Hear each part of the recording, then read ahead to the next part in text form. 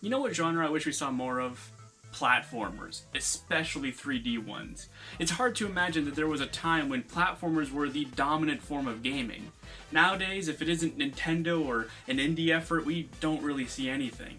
So you can imagine how excited I was when I heard that Square Enix was going to be releasing a brand new IP, a 3D platformer. It even acts as a debut for a new development team named after the game, to presumably make more related projects in the future.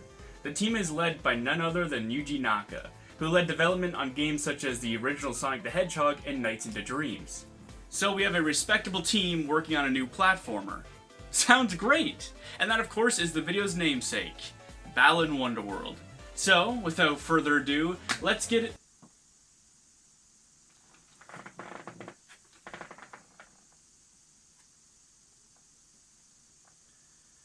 Oh, phew, I was getting worried there. I wasn't sure if I was going to be able to play the game without getting a ticket. Alright, let's load this bad boy up. So, first impressions. Pretty good, I'd say. The cutscene looks well made, good graphics, bright colors, and good character design. So, Balan, you can try to distract me with dances and stuff, but you are still kidnapping these children. Where to, though? Well, apparently the island of Tims. Oh good, I could really go for a nice cab. I don't know why this is called the island of Tims. Are these things the Tims? Well, they do very little to remind me of the Canadian staples, so I'm instead going to call them schmoops. So one of the first things that I notice is that every single button jumps. They all do the same thing. A, B, X, Y, R2, L2, everything. I guess it makes the controls easy to learn? Well, let's put these simple controls into action. You know what? Whatever, let's see what's behind door number 2. Oh, wow, this, oof. Okay, so I'm playing this on the Switch, which I know isn't the most powerful thing in the world. But what the heck is this frame rate? The game does not run very well. It is the exact opposite of smooth. So rough. The game is rough. The Switch can run games like Super Mario Odyssey no problem, but this game is causing it issues? It's not like it's the most intensive game in the world.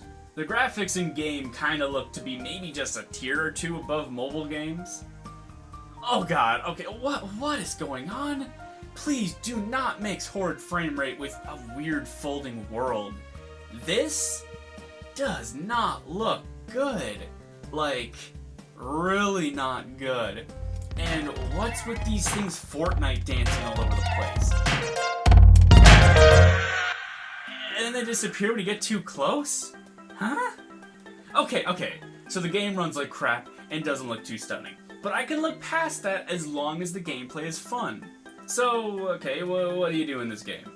The platforming gimmick of the game are these costumes, which you can get from these crystal things. You need a key to unlock them, but they're usually found like really nearby, so I don't really know what the point is. Maybe so you can't spam collect costumes?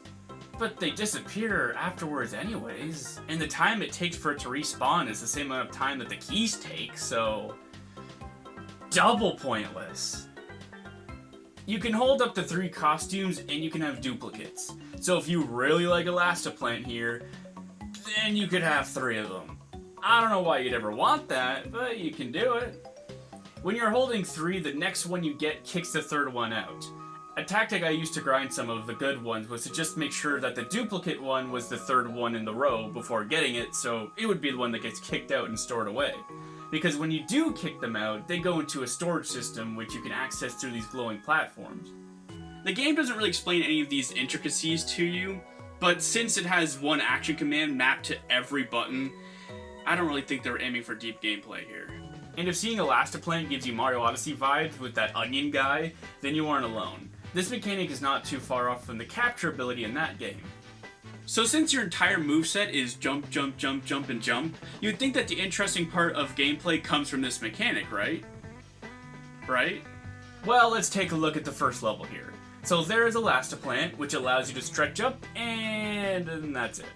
The pitiful jump you get after is useless, so it's not like you can get to higher places, you can just reach higher things, like gems. Cool. Okay, so the next one I got is the Dainty Dragon. Sounds mildly cool. So he shoots fireballs, which deals damage to enemies and breaks blocks. That's at least useful, since it's not something I could pretty much already do. But see, now we run into a bit of a problem here. So the action command shoots a fireball, but every single button does the same thing. So how do I jump? You can't. You straight up cannot jump with certain outfits. Every outfit can only do one thing, and that's it. Sure, some captures in Mario Odyssey couldn't jump, but they were used for certain platforming challenges designed around them. I guess we just gotta hope that the level design does the heavy lifting. Oh hey look, it's an edgy Balan. Turns out this guy's name is Lance. Oh, wait. Balan and Lance? Balan Lance. Balance. Ah, I see what they did there. Anyways, I guess he controls the evil stuff, and he wants something, maybe? Maybe we'll get it explained later? Well, I beat the level anyways. Now I'm back at the island of Tims, and it gives me a sub-objective that involves feeding these crystals to the schmoops. I now see my true purpose in the game. I must care for the schmoops. In all seriousness, I have no idea what is actually going on story-wise. I was kidnapped by Balan and brought here because my character is depressed? I don't know how walking through weird folding farmland would help, but whatever, I guess. Something that you'll run into often are these mini-games called Balan Bouts.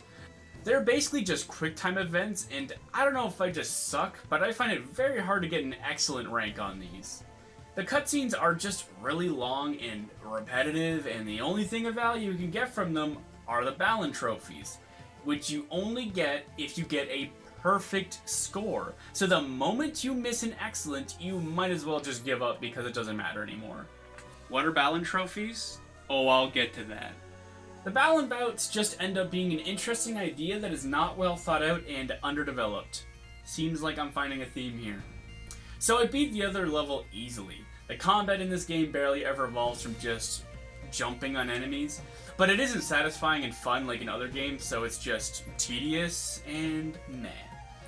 Every section has 2 levels and a boss, which is, I guess, where I'm going now. And hey, another cutscene. I don't mind the style of this game, I'll give it that. The level themes are kind of creative, I have to say. Sure, there's still green hills, water, lava, and that sort of thing, but they're based on an individual person and their struggles. The game seems to be about people and their passions and the struggles they run into, such as a farmer with their crops, a diver and her dolphin, girl and her cat, and a woman dealing with the death of her family and having to learn to love someone again and overcoming the fear of losing them? One of these things is not like the others. Well, I guess the game is kind of mature in that way, where despite the varying levels of their struggles, it's still important to them. Like, sure, losing your livelihood is a lot more important than a kid losing a cat, but it isn't beneficial to just downplay other people's struggles simply because there are people worse off. The struggles matter to them and affect something that they are genuinely passionate about, and that is real enough of a threat to them and their happiness for it to matter. Did I go a little bit too in-depth there? Nah, it doesn't matter at the end of the day. This is all just for the schmoops. A weird decision, though, is to first introduce us to these characters right before their boss battle. Why not when I start the section? Instead, you're left with them just watching, materializing, and then vanishing. Sometimes giant for some reason. Does this game have any intentions of explaining what the heck is going on? Maybe after this easy boss fight, I'll get some answers.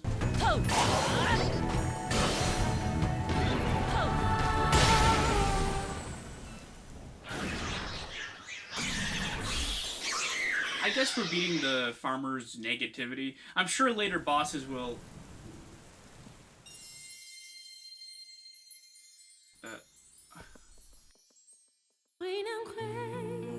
What is going on here?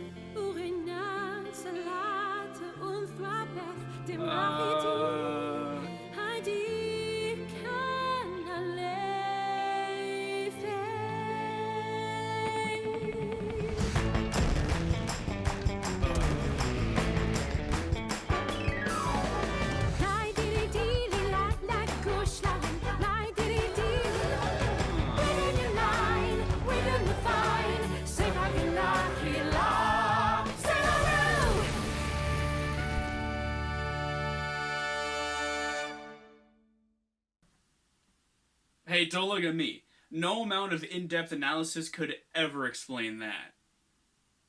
So I beat the first world. Now what? Okay, so this is where those Balan trophies I mentioned earlier come into play. In order to proceed through the game, you need to collect a certain amount of trophies. They aren't extra things or unlock any side content. You need these to progress.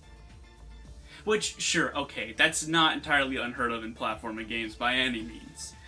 But I have to admit that this part of the game is probably my least favorite part of the entire experience.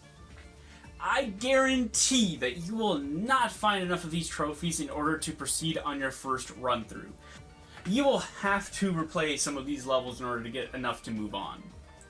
And even if you do try to get them as you go, you really have to comb through the level in order to find them. Despite how easygoing the game is for the most part, and how painfully simple they made the control schemes, these trophies feel borderline broken.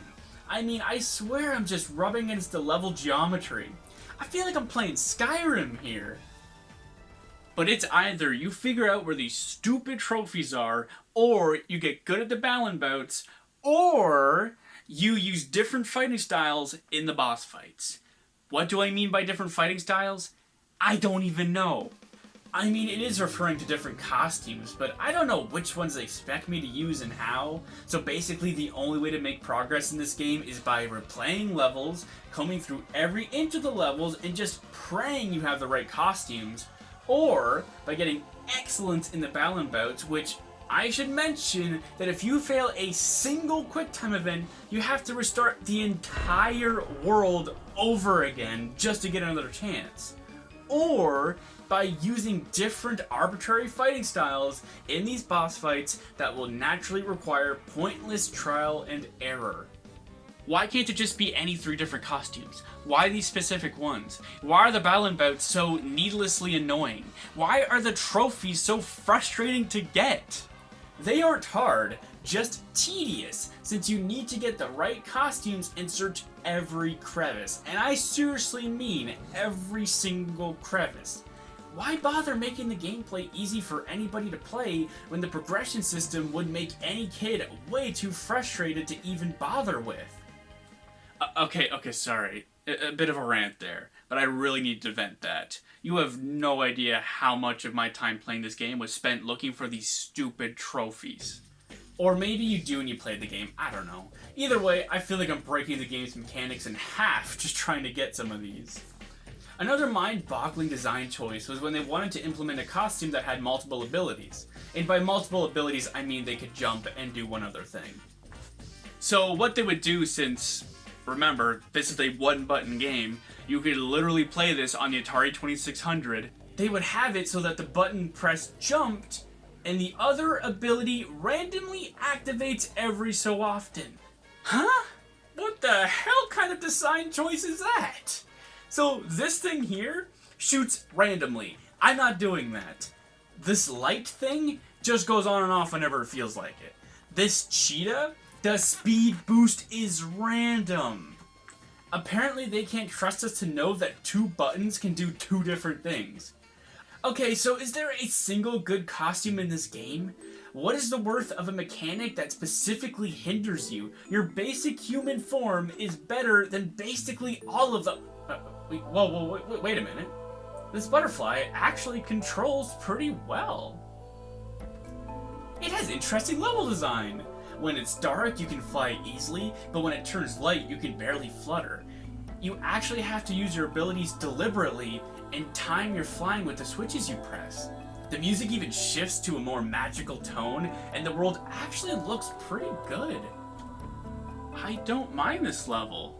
Can we get more of this, please? Maybe this is a sign of what's to come. Maybe we'll get more thoughtful and... The level design sucks. It is really bad. There's no other way to really put it. The levels rarely actually take advantage of the abilities they give you and turn them into useful and fun ways to maneuver a level. Instead, it kind of follows how LEGO games do it, where there are specific areas, switches, and such that you need to have certain abilities to use, often requiring you to revisit levels with costumes you get from future levels. Okay, so I got up to the top of the sky world here, and I don't know where to go now. where am I supposed to... wait, what? I was supposed to fall into this whale thing? So something that confuses me about this cloud world is that in the cutscenes, this kid actually lives on floating islands up in the clouds, which is very strange since every other cutscene is rooted in our world and the playable levels are some sort of manifestation of their passions. But in this one case, Cloud World actually exists somewhere in the Balan Wonderworld universe, despite all of the things pointing to a clear distinction between the real world and Balan's world. I just thought that was kind of weird. Maybe I would actually understand it if the game actually told me what the story was. Oh, by the way, notice how the cutscenes run perfectly smooth? They are literally the only thing that does in this game. Not even the menus run smoothly. This ice level is actually not too bad either. Granted, it just came off of a world themed after chess, which sounds awesome, but actually sucks. But this actually shows off some competent level design. Or maybe I'm just suffering from Stockholm Syndrome. But they actually introduced mechanics in a safe environment before putting your skills to the test. The ice skating is pretty satisfying, and it looks and sounds pretty good. I haven't really mentioned the music much because it's mostly just kind of whatever, but there are a few bangers here and there, I must admit. Actually, a lot of the boss music is pretty good.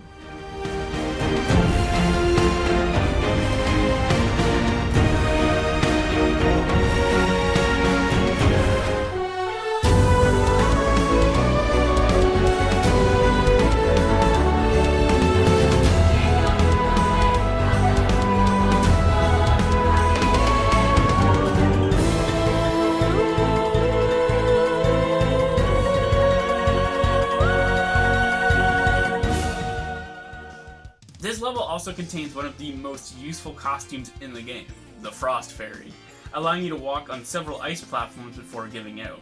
But it essentially allows you to make massive distance in the air, and I would consider it near essential for getting the Balan trophies. So camp out by the spawn and grind for like 10 of them. Oh, this is also a level with the girl whose family dies. Nothing a dance number can't fix. Jumping through Clown World and then getting trippy in Paintland just to get those gems to feed the schmoops. I've grown quite the army of schmoops with all these eggs I find, and the, breeding? All they do is power this tower thing, and it grows every so often. I don't know what it's for, and I probably never will. What's crazy is for the last train, which is what you save the trophies for, I don't have to replay any of the levels. I managed to find enough on my first playthrough of each level. In the Fire World, I got this rocket costume, which lets me fly to not that impressively high. And it's so slow. So here I am, playing as this key rat, who can't do much, but can at least jump. But, oh no, I accidentally lose it on these fire geysers, and when you get hit, you lose the costume you have. Which means I'm down to the rocket. Come on! Oh, I could do this. Just get to the platform, you stupid guff. And I missed. I literally had to get hit in order to revert to my normal form, who can actually jump just to progress. This isn't the only time this sort of thing happens. How did they turn a costume that turns you into a rocket boring? That takes some skill. And now I'm at the final level, the man seen by no one. Sounds dramatic, but it's just an old guy who cleans up garbage, but those gosh darn kids won't pick up after themselves.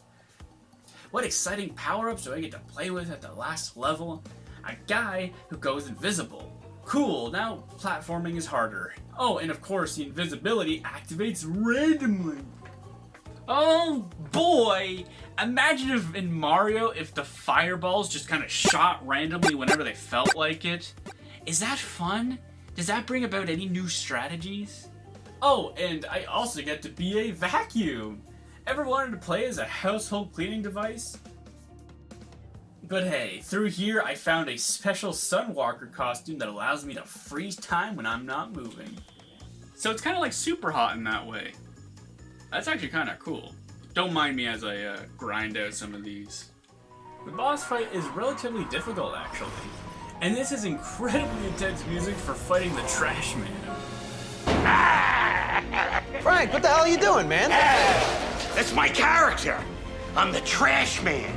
I come out, I throw trash all over the ring, and then I start eating garbage. And then I pick up the trash can and I... Oh, and here's my trick for those Balan players out there. When you switch between costumes, you are entirely invulnerable while the animation plays. And you can spam this so that you are constantly invincible. It barely feels like cheese since it's just such a basic mechanic of the game. I beat him, and with another dance, I am now ready for the final boss. Never mind, I didn't get enough Balan trophies this time. Give me a second here. Now I'm ready. Let's arm up with a Frost Fairy, Sunwalker, and a Guardian Bird, which is a pretty solid attack costume. I don't know what to expect, but I'm bringing my best. I'm ready for anything.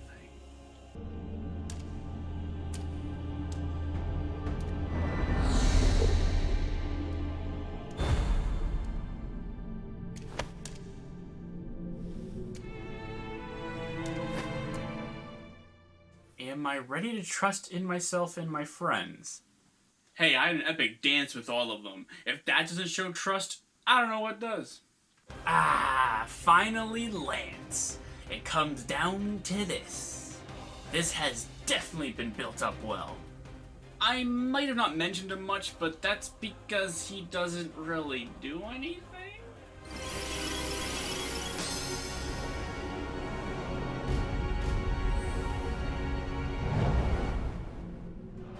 Here we are. The music is booming and the fight is on. The camera randomly turned to complete dog water for no reason, becoming super sensitive to any vertical adjustment. Whatever, I can handle it.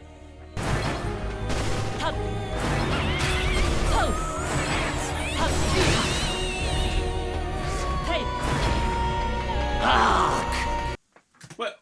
Wait. Excuse me. What did he just say? Do I have to censor that? I have to admit, this battle is pretty fucking cool. Now that I can use the abilities I actually want to, it's pretty satisfying to pull off. Okay, bird down, and then, oh, Frost Fairy is gone. Okay, let's go, Sunwalker. Wait, what? They actually thought of that? That is actually pretty cool. They actually thought of Lance having the ability to just, like, completely demolish that sort of thing? That's pretty awesome. You know what isn't awesome? Being trapped with an ability that is essentially useless and then being hit by an AoE attack that instantly kills me.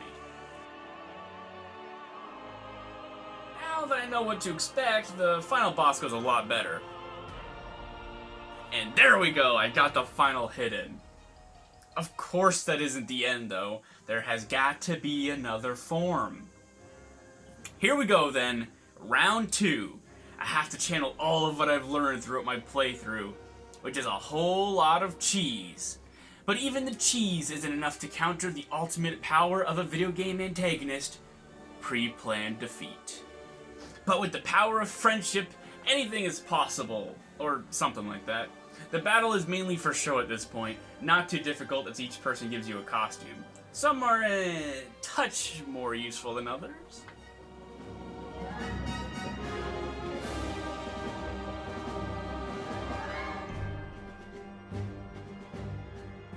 Soon enough, though, Lance is defeated and sent to the Shadow Realm. And what better way to celebrate than with a dance?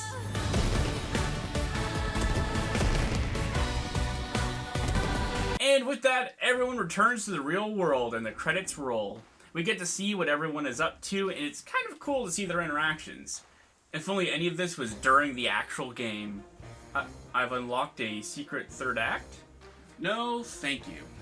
Balan Wonderworld is a mess. There's no doubt about that. It's just filled with so many questionable design choices, and while there are a few things I genuinely like about it, it also leaves a lot to be desired. But it didn't have to be this way. I am so intrigued by this game. It has some really creative and interesting ideas, but so many of them are underdeveloped. This game had so much potential, and I'd like to highlight the things that, if fixed, could really make this something special. Number 1, get it running well. I've heard that the Switch is the worst version of the game. Lucky me.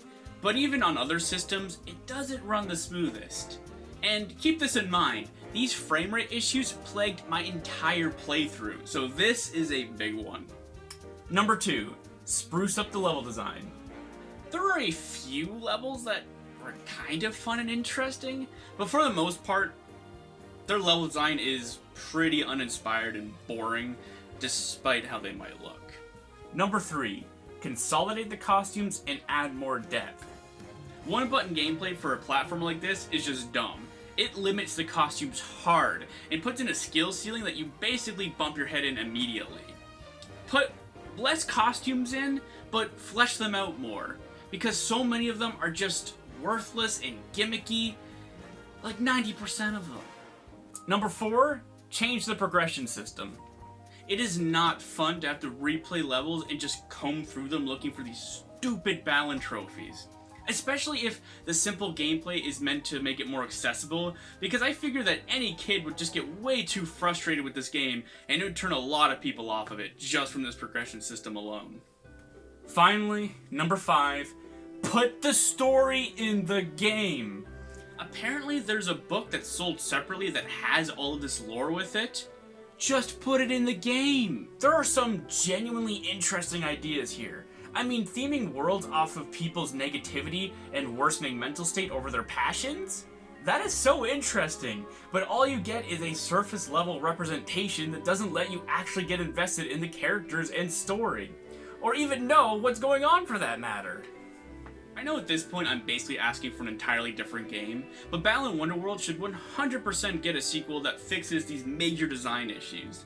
People usually think that games that are successful should get sequels, but I think it makes equal sense that games that have a lot of potential get a second chance to get it right. This game isn't a soulless corporate product that is meant to tug on people's nostalgia for the days when 3D platformers ruled, or just to show off some sort of style. There is a vision here, but for multiple reasons it just wasn't well realized.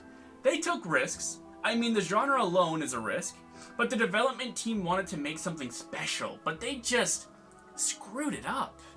So honestly, I wouldn't mind a sequel. I'd be willing to give this series another chance, but something tells me that chance might be slim. But we'll see. I honestly can't really recommend that anybody goes and plays this, unless you're just interested in some inspired design choices. But I think you can make your own decisions based on what I've shown you today.